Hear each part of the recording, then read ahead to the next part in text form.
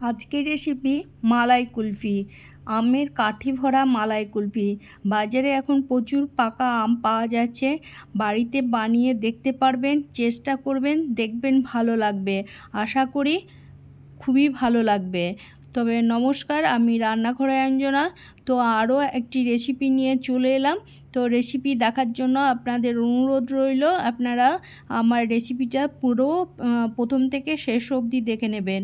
এইভাবে এই মালাই কুলফি বানালে বাচ্চা বড় সবার ভালো লাগবে, অন্ততপক্ষে বাচ্চাদের তো বেশি ভালো লাগবে। তো আপনারা চেষ্টা করবেন, দেখবেন ভালোই লাগবে। তো চলুন আমি কিভাবে বানিয়ে নিচ্ছি, আমার সাথে থাকুন, দেখতে থাকুন। এখানে আমি নিয়ে নিয়েছি দুটো আম। তো এই আম ভালোভাবে ধুয়ে পরিষ্কার করে নিয়েছি। আম দুটো আমি খোসা ছাড়িয়ে নেব। এই যে পুরো খোসাটাকে ছুলে নিচ্ছি। দুটো আমেরই খোসা আমি ছুলে নেব। তো এইভাবে আপনারা বানাবেন, দেখবেন ভালো লাগবে, সবার পছন্দ হবে আর খেতেও টেস্টি। তো আম কার না পছন্দ হয় বলুন। তো আমার দুটো আমই ছোলা হয়ে গেছে, এই যে দেখতে পাচ্ছেন পুরো দুটো আম, বড় বড় দুটো আম। এবার হচ্ছে আমি এখানে বাটিতে দুধ নিয়ে নিয়েছি। দুধটাকে আমি ঘন করে জাল দিয়ে নেব। এর আগে একটু আমি গরম করে নিয়েছি, একটু শর্ট শর্ট পড়ে আছে। তো ঘন ঘন নেড়ে নেড়ে আমি এই দুধটাকে ক্ষীর বানিয়ে নিলাম। ক্ষীরটা বানানো হয়ে গেছে, একবারে পুরো মোটা হয়ে একবারে তলে জমে গেছে।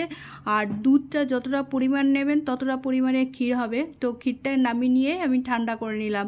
এবার যে আম দুটো ছুলে নিয়েছি, এই যে আইসক্রিম কাঠি আছে আমের ভেতরে আমি দিয়ে দিলাম। এই যে পুরো ইয়েটা দিয়ে, যেদিকটা আমের বোটাটা থাকে ডান্টিটা সেই দিকে।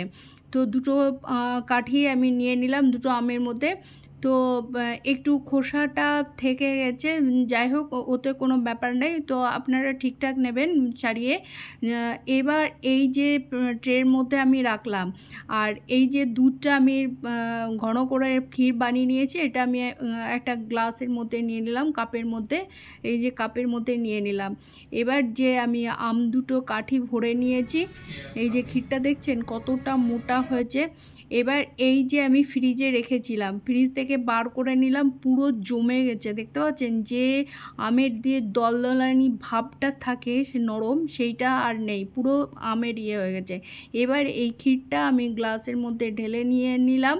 নিয়ে পরে এবার যে আম দুটো বার করে নিলাম, ডিপ ফ্রিজে রেখেছিলাম, এবার এই আম দুটো আমি এই ক্ষীরের মধ্যে নিয়ে নেব।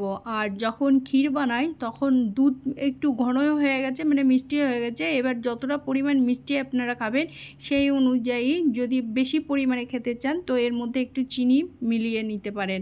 তো আমি নিইনি, আর এই আমটা মিষ্টি সেই জন্য নিইনি।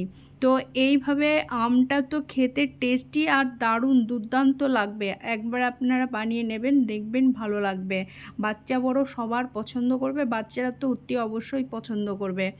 তো এই যে আমি আইসক্রিমটা বানিয়ে নিলাম, তো এত সুন্দর টেস্টি আর এত সুন্দর, এই যে দেখতে পাচ্ছেন পুরো কতটা সুন্দর আর কতটা মোটা হয়ে ক্ষীরটা পড়েছে। এই যে, তো ভালো লাগলে লাইক করবেন, শেয়ার করবেন, আমার সাথে থাকবেন। এই যে দেখতে পাচ্ছেন আমটা কত সুন্দর, ডান্টি খুলেও যায়নি আর এও হয়নি, পুরো ডান্টিটা জমে গেছে, পুরো জমে গেছে। তো এইভাবে আমি আজকে রেসিপি বানিয়ে নিলাম। ভালো লাগলে একটা ফিডব্যাক দেবেন, আমার সাথে থাকবেন, আমিও আপনাদের সাথে থাকবো। তো আমের ভেতরে দেখতে পাচ্ছেন যে কাঠিটা এত নাড়াচাড়া করছি, মানে পড়ে যাচ্ছে, মানে এতটাই জমে গেছে আর এত সুন্দর হয়েছে, মানে পুরো কুলফি মালাই যে আইসক্রিমগুলো হয় সেই রকম হয়ে গেছে। তো এখানে রাখলাম, ধন্যবাদ।